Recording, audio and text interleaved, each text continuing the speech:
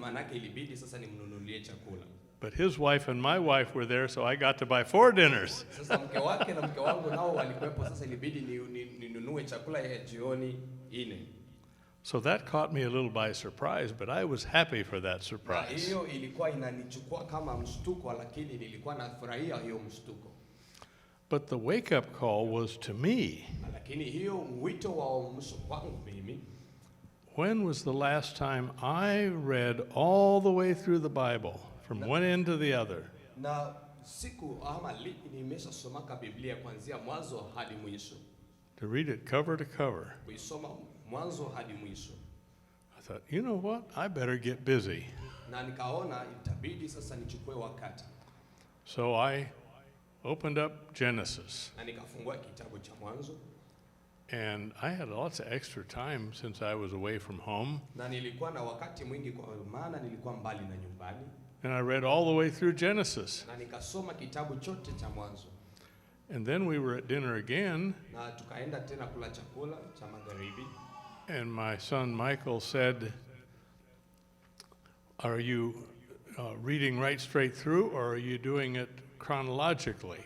Na akaniuliza, unaisoma manake mwanzo hadi mwisho ama unaisoma hatua kwa hatua? Well, I said, so far I just read through Genesis. Na nikamwambia anaisoma tu mara moja, manake yote mara moja. But you see, the Bible is not written in a timeline, though some parts of it are. Na Biblia haikuandikwa hatua kwa hatua, hata kama sehemu zingine ziliandikwa hivyo. But it's written in order of things that happened in different places at different times. Manake imeandikwa kwa aina ama kutokana na hali ya jinsi vitu vilifanikaka kwa muda na wakati tofauti. So I kept on reading, and I started the chronological method. Na nikaendelea ama nikaanzia hatua kwa hatua, kuisoma hatua kwa hatua jinsi iliandikwa. And as I read about Moses, na wakati nilisoma kuhusu Musa, all of a sudden it takes me to Psalms. Na kutokea Musa ikanielekeza ku Zaburi. Psalm 90 and Psalm 91 Zaburi 90 na Zaburi 91 were what Moses said. Na hapo ndipo Musa alisema. And so as I go through, I will be taken from one part of the Bible to another to get it in the order that things happened. Manake wakati nilikuwa nasoma fasi moja, nilikuwa naenda nasoma fasi nyingine kwenye kulitokea tukio ya pili. So let me encourage you. Na acha nikupe moyo. Do lots of Bible reading. Soma Biblia sana.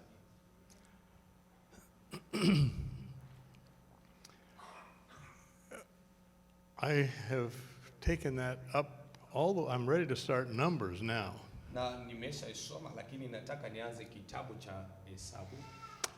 And the story where I have been reading, I'm seeing the people of Israel taken from slavery in Egypt and taken to the promised land. Na hapo ambapo nilikuwa nasoma, naona watoto wa Israeli wanaondolewa huko Misri katika nchi ya utumwa na wanawaelekeza kwenye nchi ya ahadi.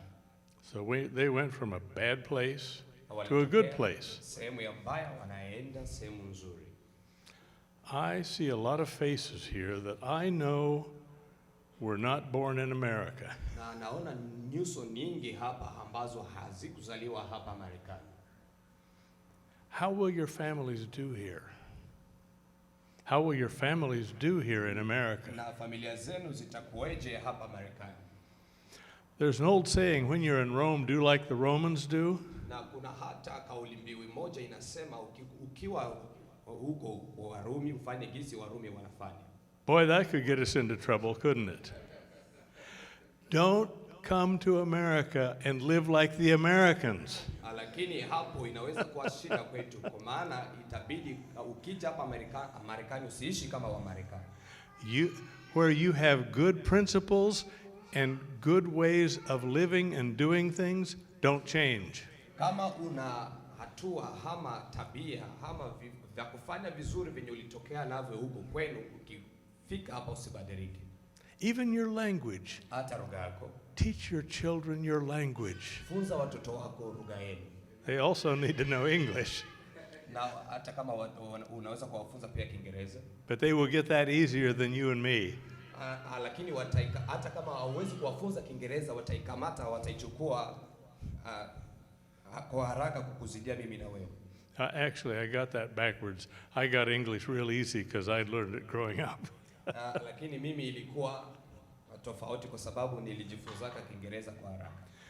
But remember the good things Lakini kumbuka vitu vizuri that you learned when you were young. venye ulijifunza wakati ulikuwa bado mchanga. Tell your children your story. Ambia watoto wako historia yako. I told you some of the bishop's story. Na niliwaambia historia moja kuhusu bishop. But tell your children what it means, watoto wenu how God has blessed you, jinsi Mungu alivyowabariki, how he has brought you to where you are. jinsi Mungu alivyowafikisha kwenye mko.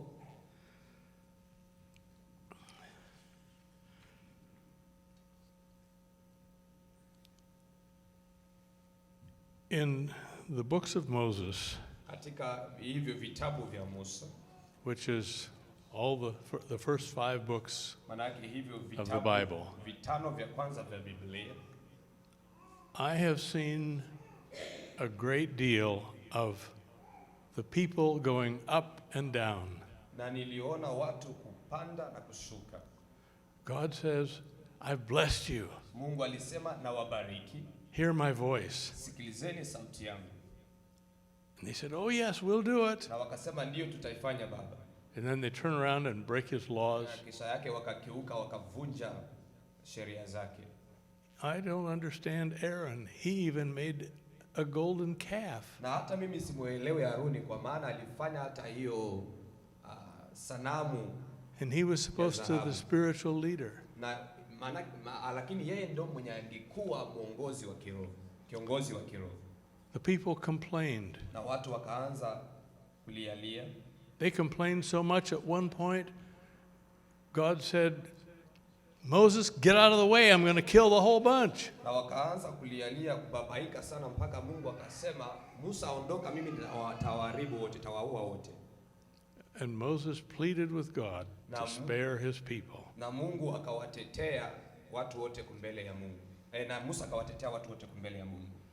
When we get to the book of Judges, Na tukisafika katika kitabu cha Waamuzi, we will see a cycle going round and round. na tutaona hata mzunguko, manake wanazunguka tu. The people got right with God, Watu walikuwa wanairekebisha njia zao kwa Mungu, and then they would do what was evil in the sight of the Lord. na kisha yake tena wakaasi mbele ya Mungu. They sinned, Wakafanya dhambi. and so God let their enemies come in and put them into slavery. Na kwa sababu ya hayo Mungu akaruhusu maadui zao waje wakamate na wawatie tena katika utumwa. So their sin caused suffering. Na hata dhambi zao zilikuwa zinaleta mateso. When they suffered, then they cried out to God. Wakati walikuwa wanateseka, wanamlilia tena Mungu. And guess what? God heard them. Na Mungu akawasikia. And God delivered them. Na Mungu akawaokoa. And then they'd have a time of peace. Na wakakuwa na wakati wa salama. But again, they would do evil which is in the sight of God. Lakini kisha yake tena walikuwa wanahasi tena mbele ya Mungu. And the same pattern.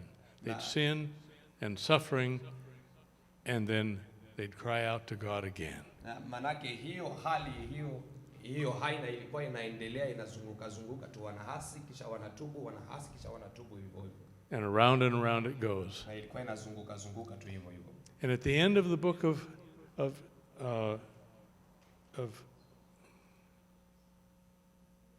where am I? Judges. Yes, thank you. Na huko mwisho ya kitabu cha Waamuzi, the end of the book of Judges. Na huko mwisho kitabu cha Waamuzi, 2 times it says, na mara pili inasema hivi, and every man did that which was right in his own eyes. na kila mtu alifanya gisi aliona ni vema machoni pake mwenyewe. The people of Israel are just like us. Na watoto wa Israeli walikuwa kama sisi. We are blessed by God and we enjoy it. Na tunabarikiwa na Mungu na tunaifurahia. but so easy it is to get our eyes off of him lakini ni rahisi tena sisi kuondoa macho yetu tusimtazamie, and make excuses for what we think is okay. na tulete masababu kwa haina gani tunafikiria hiyo yenye tuko nafanya ni sawa. But in God's eyes, it's wrong, Lakini mbele ya macho ya Mungu ni maovu, and it will bring us trouble and suffering. na itatuletea mashida na mateso. How we need to keep our eyes on him. Na itabidi tumtazamie. While I was preparing this message, I was out behind my house, and I saw a weed. Na wakati nilikuwa na tafakari hii maandiko, nilikuwa nyuma ya nyumba yangu, na nilikuwa naangalia naona mbegu moja yenye ilikuwa iko naota yenye sikutaka ikue hapo. And I stopped what I was doing, and I got down and pulled that weed out of the ground by the roots. Manake nikaenda kungoa hiyo mbegu yenye ilikuwa iko naota, nikaitoa. And then, there's another one. Na kisha yake nikaangalia nikaona tena And more. na nikaona zilikuwa nyingi. They have a pretty little pink flower. Na nilikuwa hata na ua moja. And this weed makes a seed, and then it throws it. Manake hiyo mbegu yenye haikuwa inahitajika pale, yani inakuwaka ikiota inatoa mbegu yake alafu inaitupa mbali. Those pretty little seeds can fly as far as the front row down here, or the middle row, and some of them might even go as far as the back row. Manake hiyo how do you say the plant in Swahili? A long way. Hiyo mbegu ikikomaa, yani kipasuka sasa, kishaanza toa mbegu zake, kipasuka hiyo mbegu inaweza ikaruka ikaenda mbali kama hiyo mstari ya kwanza hapo mbele. Hadi mwisho huko, yes. Sin is like that. Na dhambi ni hivyo hivyo. When we sin, wakati tunahasi, our sin affects others. Dhambi zetu zinaambukiza wengine. I ended up pulling a whole bunch of those weeds that day. Ilibidi sasa niongoe hizo zote, niliongoa za mingi za hiyo na haina. Because those weeds will take over my house, my property. Kwa maana hizo mbegu zenye hazihitajiki kuwa pale zingefinika sehemu yote. Be careful of sin. Na epuka dhambi, kebange na dhambi. Today is Father's Day. Leo ni siku ya wababa. How are we doing? Tukoje? Let's do well. Tuendelee kuwa vema. Fathers are to lead the home. Wababa ni waongozi wa manyumba. Now, mamas are important. Wamama ni wa maana. As a matter of fact, I heard that in a prison, somebody decided to provide Mother's Day cards. Na hata huko nilisikia kwamba huko gerezani kuna mtu mmoja alikuwa na hizo karatasi ya kupatia wamama siku ya wamama. All the men wanted Mother's Day cards. Na wanaume wote walikuwa wanahitaji hizo karatasi za wamama. Za wamama ya siku ya wamama. So they gave lots of cards. Na wakawapatia hizo karatasi nyingi. Wow, if they do this for mothers, they would want to do it for fathers too. Kama wangefanya hivyo juu ya wamama, wanaweza wakaifanya hivyo juu ya baba pia. They took a whole bunch of Father's Day cards. Wakachukua pia makaratasi zingi za wababa ya siku ya wababa. Only a few of the men wanted one. Na ni wababa tu wachache wenye walikuwa wanahitaji hizo karatasi. Maybe that tells us fathers that we need to be closer to our children. Saa zingine hiyo inatuambia kwamba sisi wababa itabidi tuwe karibu sana na watoto wetu. We need to spend more time with them. Manake tuchukue wakati kwa watoto wetu. Our boys and our girls need to know that we love them. Vijana na wasichana wetu itabidi wajue ya kwamba tunawapenda. And they learn that when we have time with them. Na watajifunza hayo kama sisi tutakuwa tunachukua wakati kukaa nao. I heard a pastor this morning say that when his children were young, na nilisikia mchungaji mmoja anasema ya kwamba wakati watoto wake walikuwa bado wachanga, even though he loves to go fishing, hata kama alikuwa anapenda kwenda kuroa samaki, when his children were young, he only went fishing when he took some of his children with him. wakati watoto wake walikuwa bado wadogo, alikuwa anaenda tu kuoa kama ataenda na watoto wake wengine. That was a good example. Na hiyo ilikuwa kama mfano mzuri.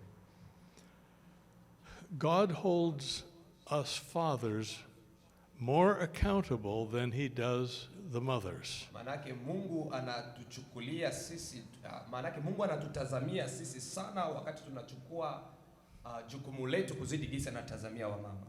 Think about Adam and Eve. Na fikiria Adam na Hewa. Eve took the fruit and ate it from the tree of knowledge of good and evil, and she gave it to her husband. Na Ewa ama Hawa alikamataka hiyo tunda akaikula na akampatia mume wake. And he ate it too. Na akaila pia. Who does God hold more accountable? Sasa Mungu alichukua hiyo jukumu nyingi sana. Alitazamia nani sana mwenye hakuchukua jukumu lake kati ya wao wawili. In the New Testament it says Adam is the one. Inasema ni Adam. Not his wife. Sio mke wake. It says in the book of Hebrews that Eve was deceived, but Adam did it deliberately. Biblia inasema Hawa yani alipotoshwa, lakini Adam alifanya kwa dhamiri, alikuwa anajua. Alifanya kwa makusudi. So we husbands have the greater responsibility for leading our homes in the right direction. Na sisi kama wababa tuna jukumu kubwa ya kuongoza mafamilia zetu katika njia iliyo sahihi. Sometimes we are just silent. Na kwa mara mwingi ama kwa wakati nyingine tunakuwa kimya. That was Adam's problem. Na hiyo ndiyo ilikuwa shida ya Adam. Adam was with her when she took that fruit. Adam alikuwa pamoja naye wakati alichukua hiyo tunda. And he didn't tell her no. Na hakumwambiaka la. So men, be careful. Wababa tukebehangi. Be a good leader in your home. Kuwa mwongozi mzuri ndani ya nyumba yako. Now, one of the things that is a very important thing na kitu kimoja ambacho ni cha muhimu sana for a father. Juu ya wababa, kinatazamia wababa. Number one, we need a wife. Ya kwanza unahitaji mke. It struck me this morning Na ilinishtua asubuhi ya leo as I was reading in the book of Ephesians. Nilikuwa nasoma katika kitabu cha Efeso. It tells us that the man is to be the head. Inasema mume ni kichwa, maana itabidi awe kichwa. In Ephesians chapter 5. Katika kitabu cha Efeso sura yake ya 5. But the verses after that lakini mstari kisha yake ya hapo deal exclusively with husbands love your wife. Na inasema tu kwa hali ya kipekee kwamba wanaume itabidi wapende wake zao. So I would like to read that. Nataka niisome. Beginning at verse 25. Kuanzia mstari wa 25. Husbands, love your wives, just as Christ loved the church and gave himself for her. Enyi waume, wapendeni wake zenu kama Kristo naye alivyolipenda kanisa, akajitoa kwa ajili yake. That he might sanctify and cleanse her with the washing of water by the word. Ili makusudi alitakase na kulisafisha kwa maji katika neno. That he might present her to himself a glorious church, not having spot or wrinkle or any such thing, that she should be holy and without blemish.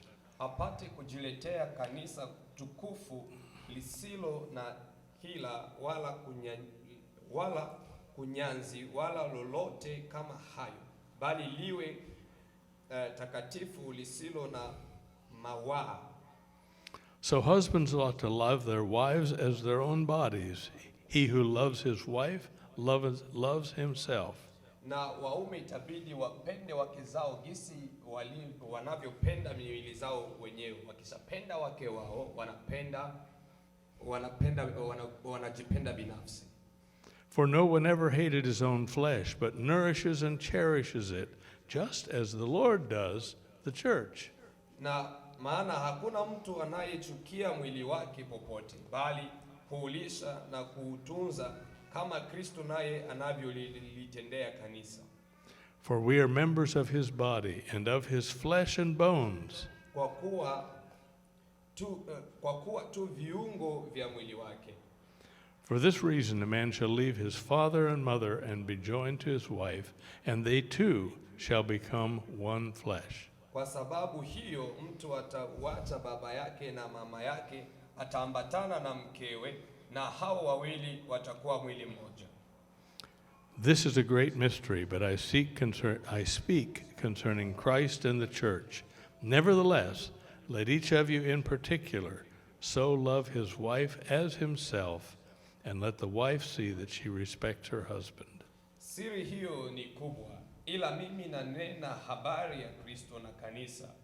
Lakini kila mtu apende mke wake kama nafsi yake mwenyewe, wala mke asikose kumstahi mmewe. So our first job, to be a good husband and to be a good father, is to love your wife. Manake kazi yetu ya kwanza kuwa mume mzuri, bwana mzuri, ni kupenda mke wako.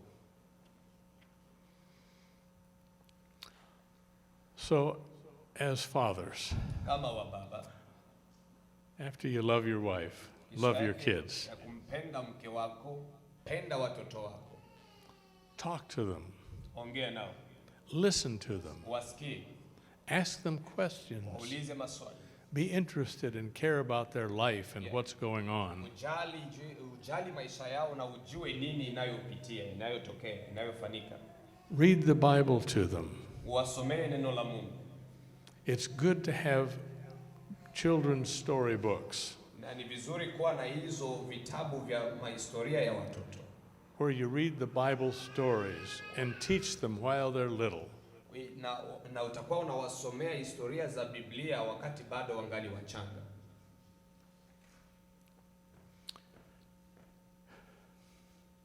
In Psalm 34, it says, "Come, O children, listen to me, and I will teach you the fear of the Lord." Na katika Zaburi 34 inasema, njoni kwangu ninyi watoto, na tawafundisha hofu ya Mungu.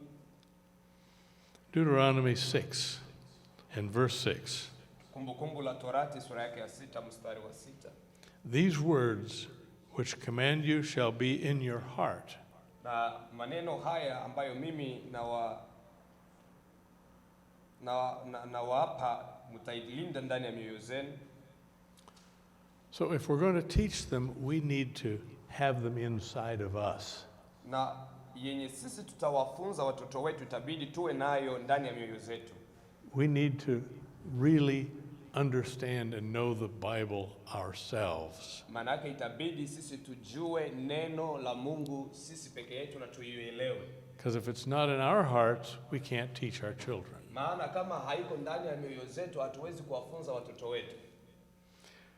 We are told to teach our children diligently. Na inatuambia kwamba tuwafunze watoto wetu ipasavyo. In verse 7 it says, we should teach them diligently, and we should talk of them when we sit in our house, when we walk by the way, when we lie down, and when we rise up. Na katika mstari wake wa 7 inasema, nawe uwafundishe watoto wako kwa bidii na kuyanena uketipo katika nyumba yako, na utembeapo njiani, na ulalapo na uondokapo. Amen. That doesn't leave much time out, does it? Na manake haikuachia hata wakati ya kufanya vitu vingine. When they go to bed, when they get up, when we're in the car, when we're walking, when we're talking, we should be communicating the principles and the things of God that He has put into our own hearts. Na wakati tunatembea, wakati tunalala, tunaamka, wakati tuko kwenye magari zetu, katika kazi zetu, itabidi tuchukue hizo maneno na hata maneno na maagizo zote za Mungu tuzilinde ndani ya mioyo zetu. It even goes on to say we should put them as a sign on our hand, be as frontlets between our eyes. We should write them on the doorposts of our house and on our gates. Na inaendelea tena kusema tuiandike ikwe kama mihuri kwenye mikono zetu, kwenye mauso zetu, hata kwenye minara za milango za manyumba zetu. To sum that up, it means we should be encompassed with the Word of God. Manake kwa kifupi itabidi sisi tuwe tumejazwa na neno la Mungu, tumefinikwa na neno la Mungu. It should be all through our hearts and our lives. Manake itabidi ijae mioyo zetu na ijae maisha yetu. Remember that children learn more by seeing us do something than what we tell them. Na kumbukeni watoto wanakwaka wanajifunza sana kwa kuona kuliko kwa vyenye sisi tunakwaka tunawaambia.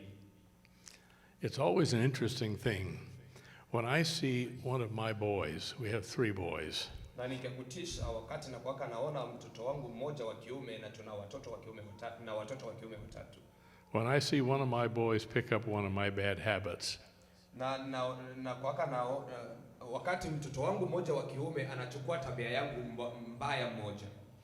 It also makes me feel good when I see them following my good habits. Na inakwaka pia inafanya moyo wangu furahi wakati naona wanachukua tabia yangu nzuri. It does not work for us to say do as I say and not as I do. That doesn't work. Haifanikake ukimwambia mtoto fanya gisi nasema, usifanye gisi natenda, usifanye gisi natenda. In Psalm 34 it says, "Come, O children, listen to me, and I will teach you the fear of the Lord." Na Zaburi 34 inasema, njoni kwangu nyinyi watoto na tawafundisha hofu ya Mungu. Train up a child in the way that he should go. Na mfunze mtoto katika njia ambayo ataitembea. Training is a lifelong project. Yaani kufunza mtoto ni kitu ama ni kazi ya muda mrefu. It's also easy to play favorites with our children. Na kuna wakati pia inawezekana ukwe na kaubaguzi kwa watoto wako. 2 biblical examples of favoritism that cause trouble. Na hata mifano ambazo zinaoneshaka ubaguzi yenye inaletaka shida. Rebecca favored Jacob over Esau. Na hata Rebeka alikuwaka na ubaguzi kungambo ya Yakobo na akamtia Esau pembeni. Even though God had a purpose for Jacob to be the leader, even though Esau was the firstborn, Rebecca helped Jacob to deceive his father to get the blessing. Hata kama katika mpango wa Mungu ilikuwaka Yakobo apate hizo baraka, na hata ndio hiyo ilikuwaka haja ya mama yake alimsaidiaka amdanganye babake ili apate hiyo baraka ya mkubwa wake Esau. Jacob had 12 sons. Na Yakobo alikuwaka na watoto 12. But for Joseph he made a coat of many colors. Lakini kwa huyo mtoto wake Yusufu alimfanyaka koti ya rangi nyingi.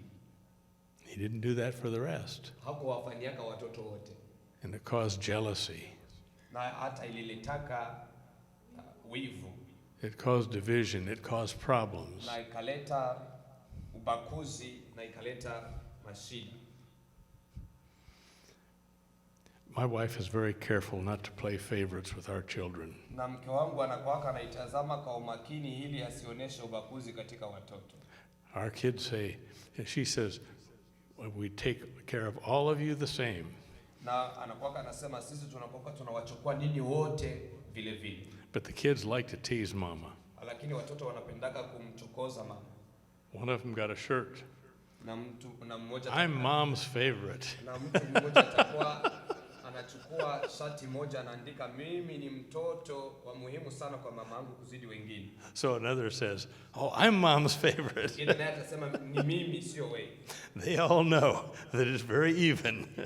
Na wote wanajua ya kwamba hiyo upendo inagawanika kwa usawa. But love your kids. Spend time with them. Penda watoto wako na chukua wakati nao. Teach them. Wafunze. Lead them. Waongoze. Love them. Wapende. And don't forget, mama's the key. na usisahau ya kwamba mama ndo funguo.